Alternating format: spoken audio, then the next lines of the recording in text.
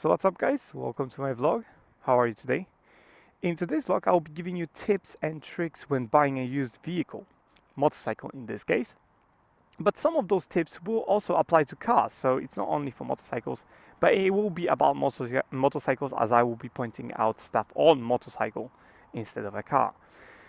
So there are a couple of things you have to take care of before you even take a look at the bike and check if it's damaged, if it's alright, working order. There are a couple of things you should do before actually doing any checks and stuff like that.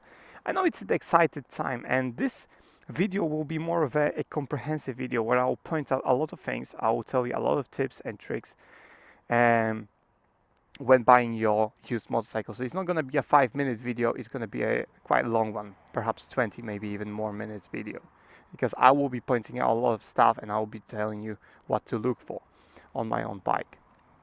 Alright, so first of all, before you even go see the bike, make sure to text the registration number to a specific kind of website or a number or something like that, where they're going to check the registration number. And this is very vital and crucial thing, because if you don't do that and the vehicle is stolen and you buy it, you are not a lawful owner of that vehicle. So if the police catches you, for example, you ride on the street, right? So you bought the vehicle, you have everything, you have MOT, you have all that, but the police stops you and they check the registration and they stop you because the vehicle is stolen, for example. They will take away that vehicle from you and they will not pay you back the money. So they will have to find the seller, but you won't probably find the seller because they might use a bogus address, so they will never appear on the address again. They might sell it to you on a petrol station or something like that. Never do that kind of deals. Never buy stuff on petrol station. Always go to the owner's house. Never do that. And the best way to actually know that the vehicle, or rather the bike in this case, is not stolen, send a text message or use a website. I will not tell you which website and which text messages you are supposed to send. Just find out, check registration or something like that, write it in Google and find out which one is the best for you. It costs about £5, £10, that depends on what type of checks you want them to do, but usually the cheapest one includes kind of whenever it's stolen and stuff like that. So the most crucial parts are included in even in the cheapest ones. But if you want more comprehensive ones, obviously you will have to pay more for that kind of service.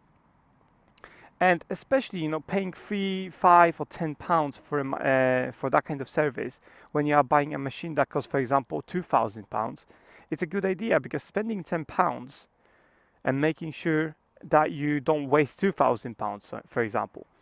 So although it may seem, I don't know if I'm going to buy it or something like that, or it doesn't look stolen, something like that. Never assume it doesn't look stolen. Always check the registration with proper kind of companies that have access to that and will tell you whenever the vehicle is really stolen or not. Alright, so that's for checking whenever the vehicle is genuine, so it's not stolen, it's not on finance, for example, or maybe it is on finance but it doesn't matter to you. The finance will be probably transferred to you, so you will have to pay for it because you will be the owner of the vehicle. So the next step is going to see the vehicle, right? So you're gonna see the vehicle. The first thing you should do, instead of checking the whole thing, checking the bike around, is ask for the papers. So ask to see the papers. Ask to see the V5C, which is commonly known as logbook. So ask to see that first, and if they don't have it, ask for a reason why they don't have it. That's a very good idea to do. So ask for a reason, because why they don't have a logbook. It's suspicious already why they don't have it. But there are different, there can be different explanations to that. Maybe they lost it, they already applied for a new one and stuff like that. So there shouldn't be sometimes a problem, but there sometimes may be a problem. For example, if a bike is stolen and you, for example, didn't use the service, they won't have a logbook, because where would they get it from if it's not their bike? So that's another thing. I kind of don't trust when people don't have a logbook with them. And as I said, ask them the question, and you will know that way that the bike is not stolen, and that's one thing. But also you'll know a lot of information from the logbook. So date first registered and stuff like that. Previous owners, for example, how many previous owners it had. So the logbook has a lot of information you can see. After checking the logbook, or asking about the logbook, check the past MOTs if the bike obviously did them, because the bikes don't have to do them if they're pretty much new. So if you are buying a 1 or 2 year old bike, they won't have any MOTs because they don't have to have them. But if you are buying a 5 or 6 year old bike, they will have been through a couple of MOTs. So if the seller only has one slip of an MOT, ask them why. Where is the past one and stuff like that. And if they only have provide one, that's also a bit suspicious, because why didn't they keep the previous ones, or perhaps they bought it with one already and the bike changes hands very quickly, which is also why. You can judge that by yourself depending on the situation you're in. But I would say ask questions, as many as you can. No question is stupid, believe me. Ask any question you want. The seller is there to answer your question and sell you the bike. And if you don't ask any questions, you will know even less. So asking questions is a good idea. So ask about everything. That's a very good tip, actually. Ask about everything you can see and not see as well. All right, so you check the MOT, you check the logbook. What else is there to check, really, with when it comes to paperwork? That is the past receipts of parts, any type of oil changes and stuff like this, the cost of oil, and receipts for oil for any parts that are supposed to be changed regularly. Like oil, as I said, like for example filter or brake fluid, for example, that's one thing as well. So checking if they have those receipts is a plus. Not all people will collect them. For example, I do collect them, but not all people will, and I understand that. So not always you can get a history of the vehicle, but so you have to trust on the look of the vehicle, basically, and how it looks like, and how it works.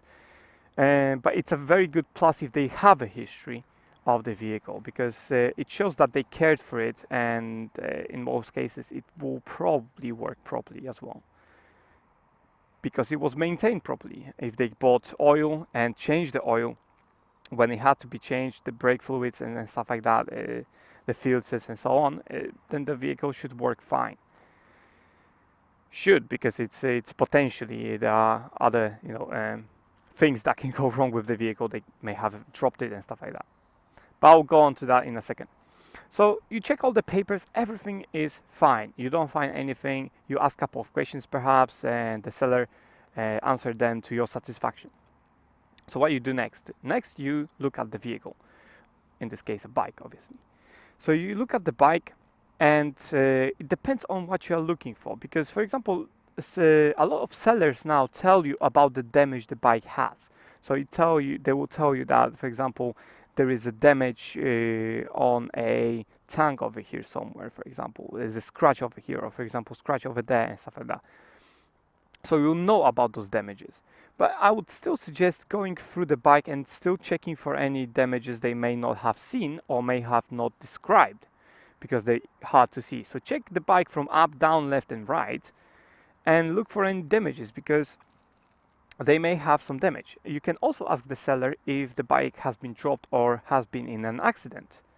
Now, if it hasn't been, then you'll see this through the bodywork of pretty much the bike, although it could be changed. So it's not that the bodywork cannot be changed, but lots of people don't really bother if they don't keep it. For example, I keep a bike for a long time for myself, so I may change the bodywork if it's broken, for example. But some people may not do this if it's scratched.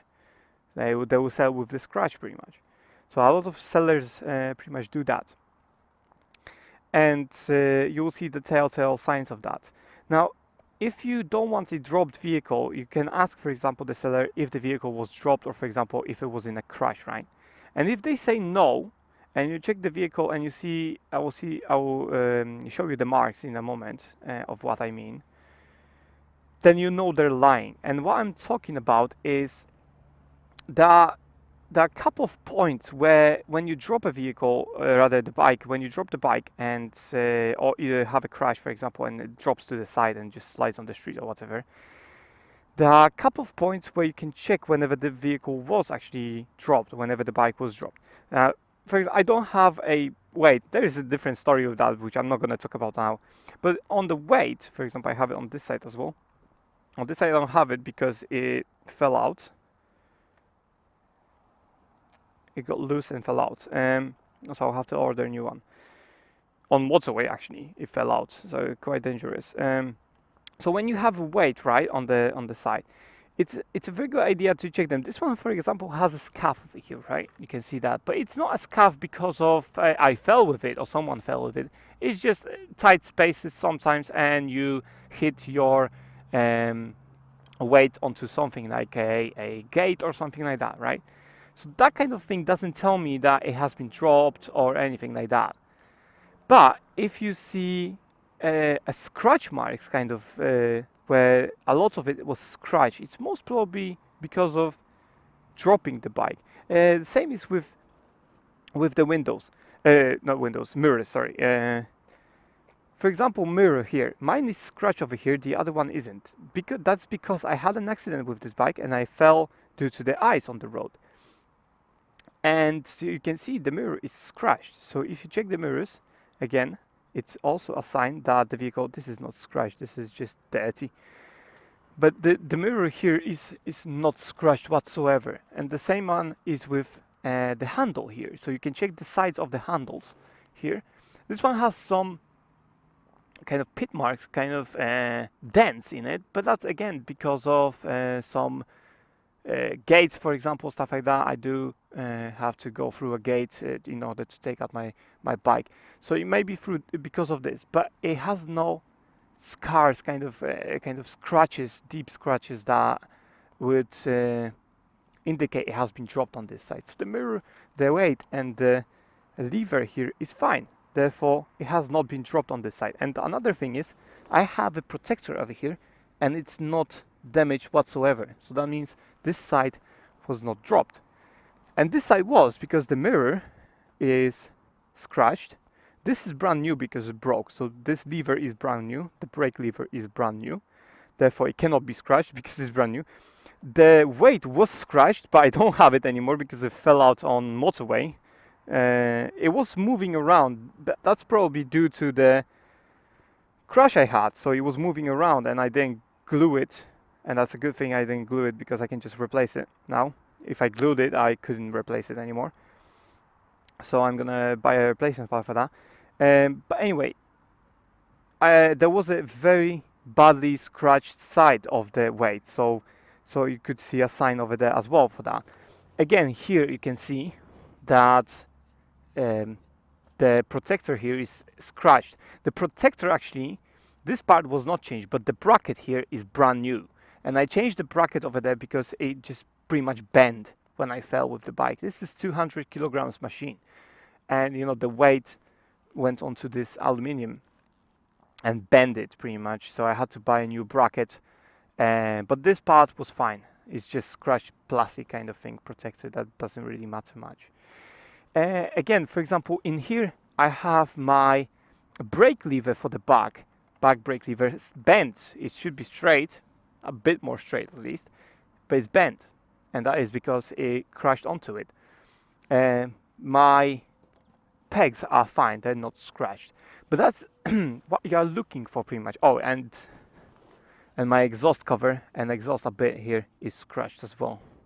I could change the exhaust cover, but I'm not that bothered yet. I can also use a tool to grind that down and polish it, so maybe I'll do that. So those are the telltale signs when you see, for example, vehicle being dropped. If you see all those signs, then the vehicle has been dropped 100%.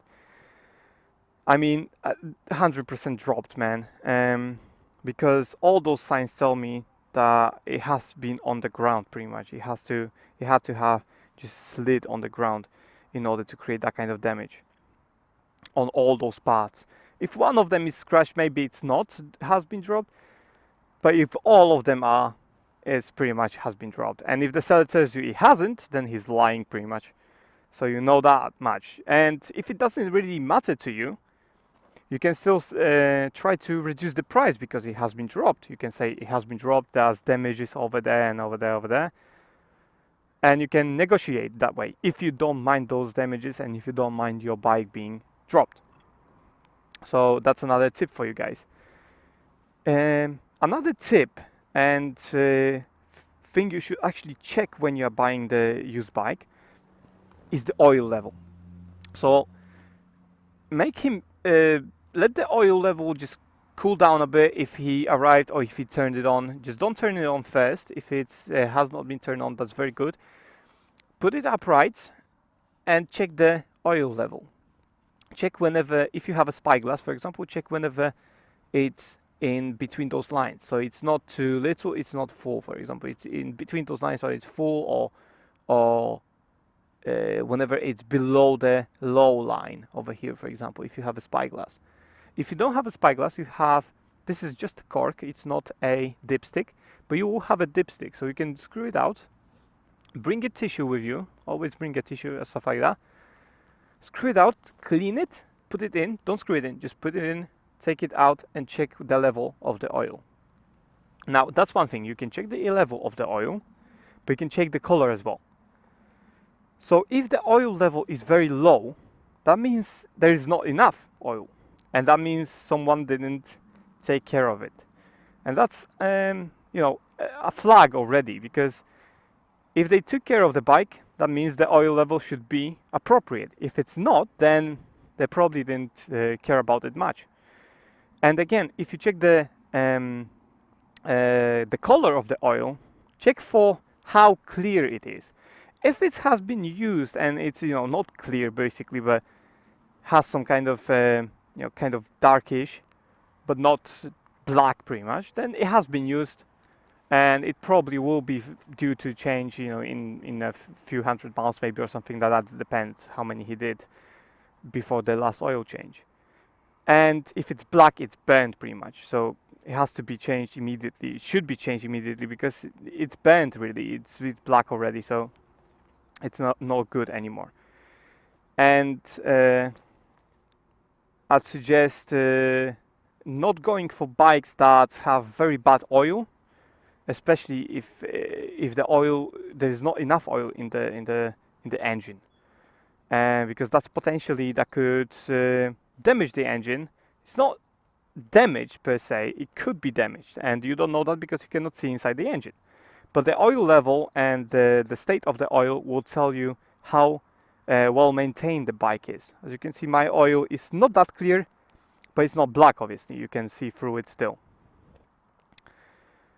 What else? Okay, so I told you about the oil, which you should check on every vehicle, even if it's a car or bike, doesn't matter what it is. Always check the oil and the level and the state of the oil, pretty much. Right, on the bike, check the brake fluid. Now the brake fluid, for example, mine is very clear. You can see that over here. I don't know if you can see it. It's very clear. It has been changed recently and it's very clear. Now if it's not clear and you cannot see really much in there, it's very old, and it will have to be changed immediately. You have to change the brake fluid really every 2 years. So it's not that often, but if someone doesn't do that even every 2 years, they probably didn't care about much. They didn't care much about the bike, because other aspects may be also a bit shit. So I wouldn't recommend buying that bike, but again, it's up to you. Maybe you like the price. It's just that you are aware of what you're buying. So that's my really the point of this video, that you are aware of what you're buying. If you are making still this decision to buy it in the state it is, that's up to you. I will walk away, but some people would buy it. That depends on whoever it is. I will talk about that in a minute, but let me just continue on with the other stuff. For example, this is the front brake container for front brake, the container, and my container for the back brake is here, so it's under the fairing. Not every bike has that like that. You will be able to see them outside on most bikes. This one has it hidden, and there's a spyglass over here, and you can see if you put it upright whenever the level is correct or not. Now you cannot see the state of it. Obviously this one has been changed, but you cannot see the state really much without, for example, a flashlight or something like that. But most bikes, as I said, will have a container outside somewhere mostly. Right, so okay, so that's the fluids. If you're buying a bike that has the what's it called, liquid cooled engine, which mine has, for example, mine container for the liquid, or rather the coolant, is over here. Now, if I put it upright, you can see the letter F over there. There you go, the letter F, and the letter L over there. So if you see it's up to full, then that's great, because it means that it's been topped up and stuff like that. This has to be changed every 2 years, so also check for that when you're buying your vehicle, or rather the bike. So check whenever it's clear, it doesn't have any contaminants and stuff like that. Check for that, and I would suggest still to change it after you buy. Get the hell out from my bike. When you buy the bike, and change oils and stuff like that, because in case they're not very clear, I would still change them, because I wouldn't believe the seller. If they're in a very good condition, you don't have to change them. For example, when I bought this bike, the stuff was the oils were in pretty much good condition, so I didn't change them immediately, but I still changed them after a while. So not immediately, but after a while. As I said, it was looked after and it wasn't in bad shape, so I could allow myself to change them a bit later instead of instantly, pretty much. Alright, so you check all of that, you are satisfied with that. Then check the chain condition. So we have a chain over here. Checking the chain condition is very important. So this will tell you whenever the seller took care of this bike. And what do I mean? First of all, check whenever the chain is rusted. If it's rusted, then that means the chain is probably, you'll have to change that. And if you have to change the chain, probably changing the sprockets would be also a good idea.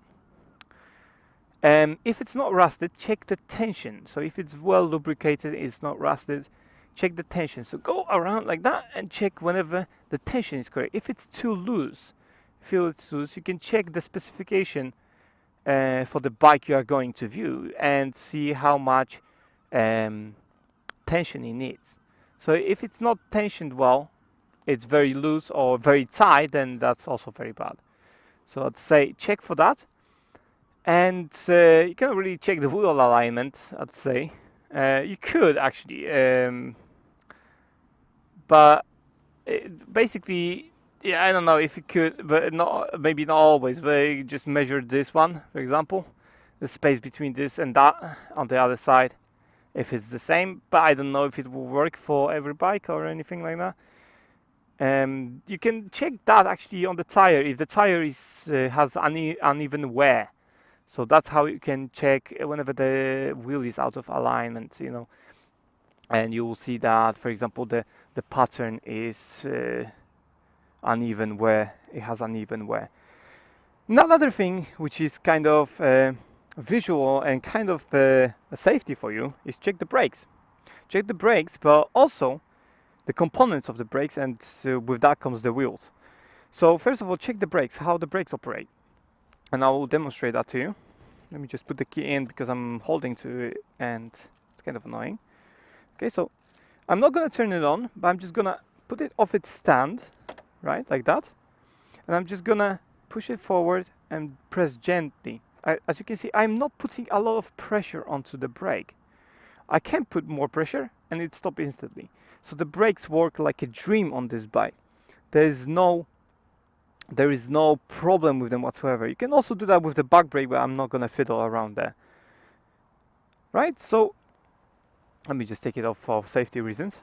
So checking the brake if it works properly is a good idea. Just push it forward and press on it and see how much pressure you need in order to press on it. As I said, mine is, I can do it with one finger.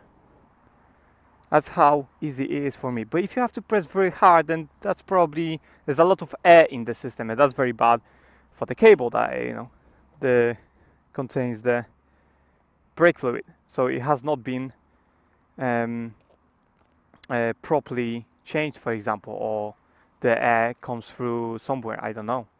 Many possibilities. So you check the brake, check the front brake, back brake, check the disc brakes, and this is quite important because if the disc brake, just take your finger and run it like that. Now it may seem like it has grooves, but actually very smooth.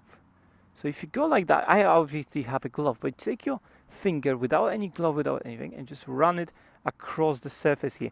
If you see, if you feel any bumps, then that means, and ridges and stuff like that, then that means that the disc brake is for the change pretty much. So you'll probably have to change the disc brake very soon. And with the disc brake, you will have to change the pads, because when you change the disc brake, you have to buy new pads. That's what they say when you actually buy the disc brake, and it on packaging says buy new pads as well, so brake pads as well. On this bike I have two, so if both of them were rubbish from the beginning, which are not, they're smooth. If both of them were rubbish in the beginning, one of them cost like 100 pounds, so that's 200 pounds plus the pads, and that would be like 250 quid straight away pretty much, just to have a proper braking system. So checking this, it's just like 10-20 seconds check.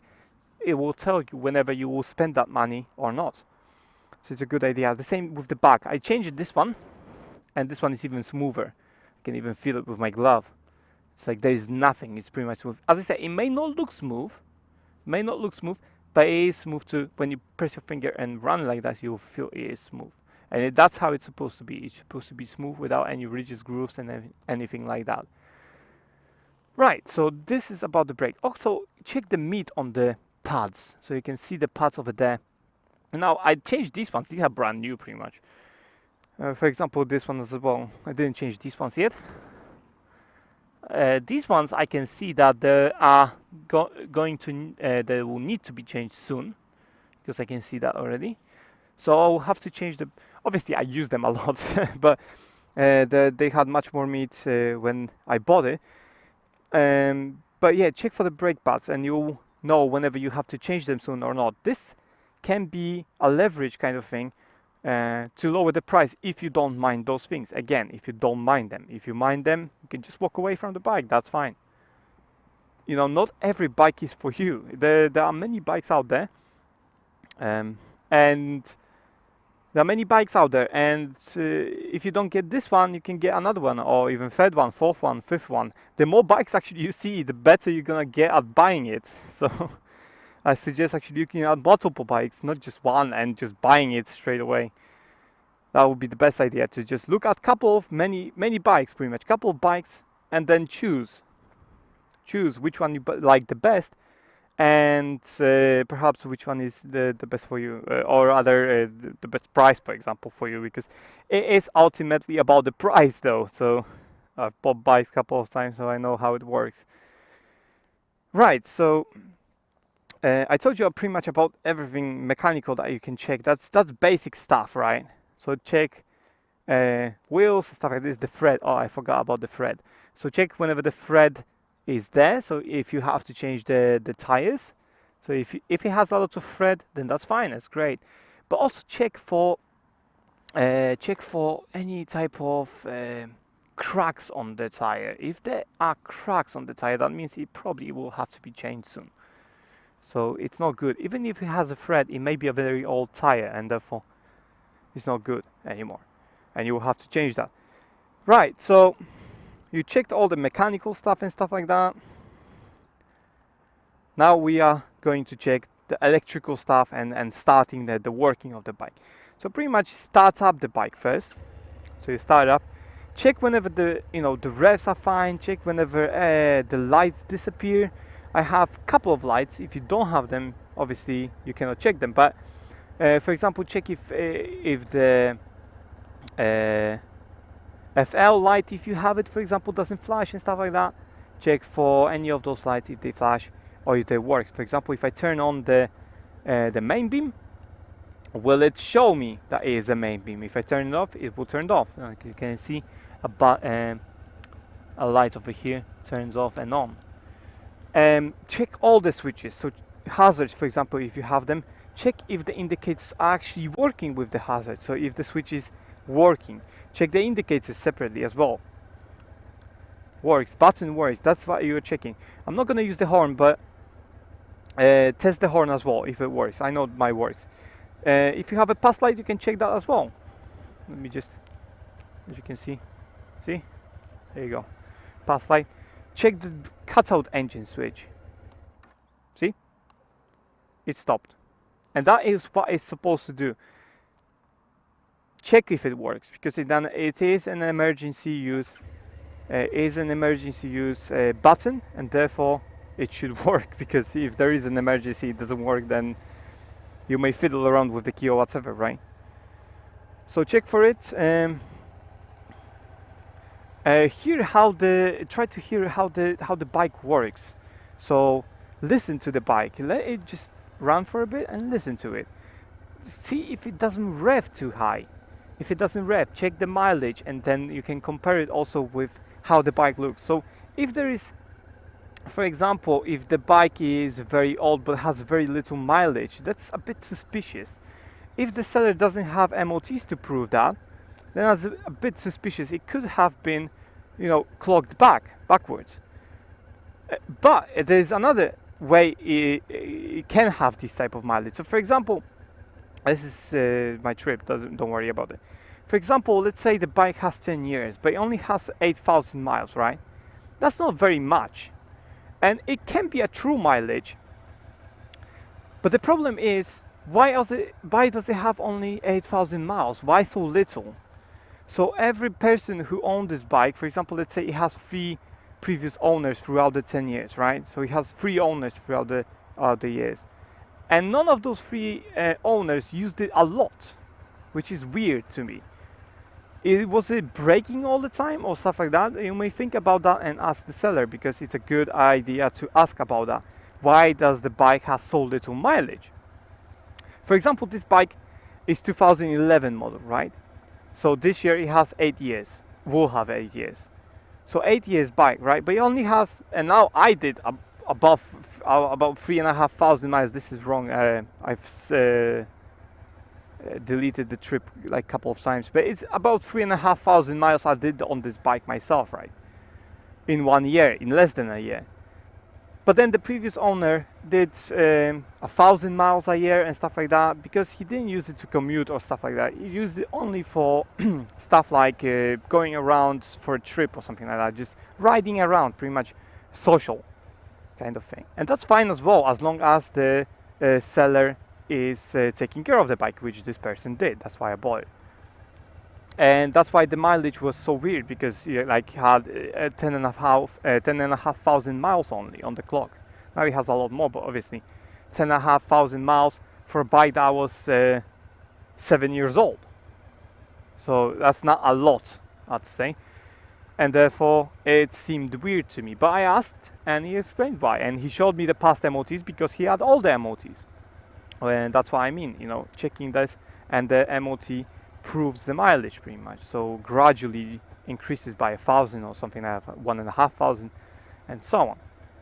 Right, so you checked all the lights that works. Check every button. Seriously, check every button. Check the throttle and everything. Check every button. Check if that's another tip I can give you. Check if the key fits for all the locks in the bike. So you have an ignition key, right? But if the same key works for the fuel tab, so check that. And if it works for the seat kind of opening kind of lock over there, we can lift up the seat over there and have a space to store your tools and stuff like that inside. So check if you have the same key for all locks. If you don't, ask why. Again, having one key for everything is better than having 3 keys for 3 things, I'd say, because it's just, I already have a couple of keys, as you can see on my on my ring over here, but not everything is for the bike, obviously. So, and I am used to having a lot of keys, because I know I will not lose them when I have a lot of keys, because they weigh a lot. So that's my kind of pro tip when you don't want to lose your keys. Keep a lot of them in one place, and this way they will be heavier, and so they will not fall out of your pocket. So that's another tip. Um, but obviously not had nothing to do with the buying bikes. So that's pretty much that. If you like the look, so you checked everything, you checked the oil, you checked the fluids, you checked the electrics, so everything works, all the button works. You checked the braking system. You checked, for example, the lights. Obviously, you check the lights as well, and braking lights as well. So use the front lever and the back lever. Check if the brake light. So if you turn it on, just check like that, and you can do it like that as well. So there is no problem. Obviously, when it's turned on, not when it's turned off. Check for the, as I said, electrics. So all the electric works. If it works properly, if you cannot see any clanking sounds, that's a very useful thing to check. And if you are satisfied, then I think the bike is for you, because that's what it is, right? When you are satisfied, but don't try to be excited about it. And I know how it feels because I bought my first bike as well. It was a long time ago, but I did that, right? I had to start somewhere. And there's a last tip I can give you. And that tip is very important actually, because it's a tip that gives you a kind of a second opinion. And what I'm talking about is take someone with you. Don't go there alone. Now, if you did it a couple of times, obviously you can go alone because you did it a couple of times, you know what you're doing. But if you're doing this for the first time, take someone with you. Take a friend, take a family member, your dad, your mom, your cousin, I don't know, your uncle, whoever it is, take someone with you. First of all, they will give you support because you can talk with them about the stuff you don't like or you like, and they would tell you the stuff they don't like. So you can, they can keep you in reins a bit when it comes to excitement. And so you have a moral kind of, you have not maybe moral, but you have a support from them, from the people you take with you. And at the same time, they a second pair of eyes, and so they will spot something you may not spot because you are excited. And I know how it feels because I bought my own first bike, right? And I know how it is. And for example, I bought a bike which was a Aprilia RS125, the old version, which was a two-stroke, not four-stroke. And for example, it didn't have the ignition barrel. The guy only had like the green slip from the logbook only, because what he explained, and it was true, because they tried to steal the bike, so he had no ignition barrel here, so it had nothing here. So there was no key. There was a key for it, but only for the lock of seat lock over there, and for the fuel tap. So it had no barrel. I had to buy that separately. To start the bike, you had to use cables. So that's why I know how to start the bike with cables. You had to use cables in order to start the bike up. What else? The fairings were in poor shape. The paint was in pretty much, well, it wasn't the best shape, but it wasn't the worst shape either. You know, it had 11 owners, previous owners. So that already is a very huge flag telling you that the bike is shit, because it just passes from one hand to another because people want to buy it on a whim or due to excitement, and they try to get rid of it very fast because it's just shit or something like that, because it doesn't work, it doesn't. And there was a lot of problems with it, and I spent a lot of hours working on it, but I still loved it. It was my first bike. I still loved it. I paid only £700 for it. Maybe, well, that many years ago, it wasn't only £700. When you are a student, it's not only £700. It's quite a lot. But yeah. So yeah, I know how excited you can be. I've been through it as well, and everyone who buys those first vehicles, first bikes, very excited about the prospect of owning a new bike, whenever it's used or not. We just call it new because it's new to us. And so I'd say take someone with you. Take someone with you because it will help you quell that excitement and look at things more objectively, and especially take someone whose opinion you value.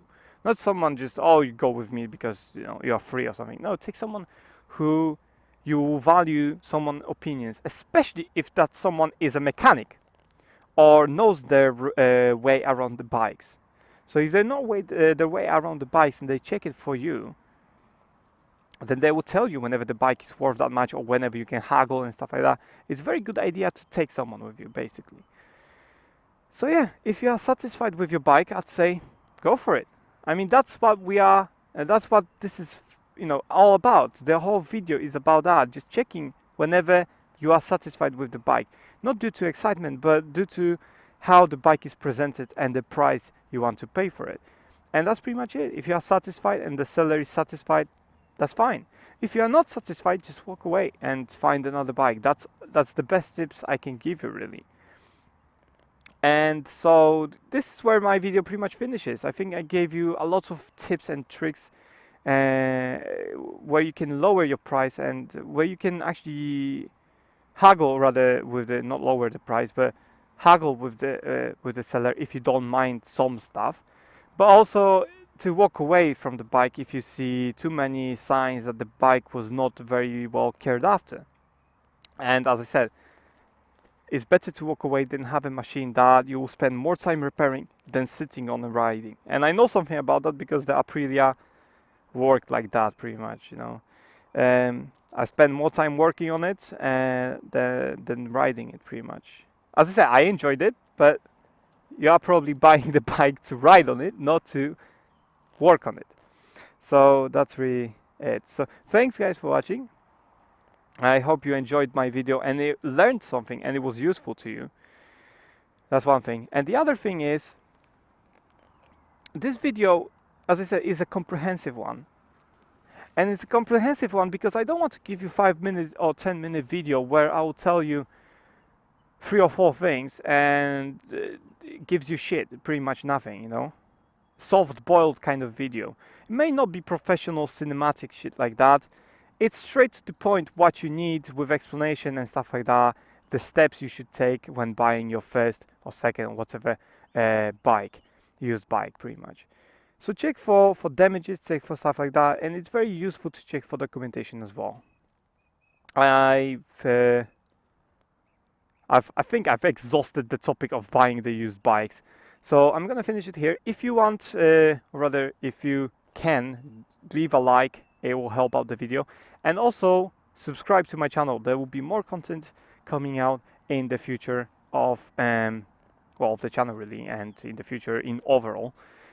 I have my own Instagram, so you can follow me over there. I do post pictures and sometimes videos of my travels, of pictures of my novel and stuff like this whenever I release new chapters, and news and stuff like that. Whenever I buy something or review something or stuff like that, I will see that on Instagram as well. So I'd suggest people go over there and follow me there as well.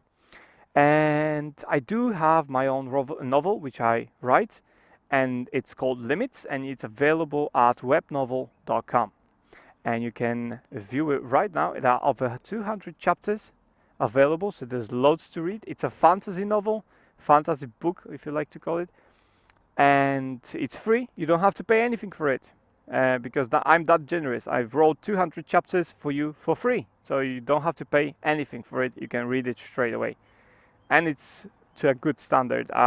People like it. They leave good reviews for me, and I'm very grateful for that. So thanks guys for watching. Hopefully you found this video interesting and educative and you learned something from it, and if you did, that's great. Even if one person did learn from it, that's very good. I'm glad, pretty much. So that's pretty much it guys. Thanks for watching. Tune in for the next time. Blast out.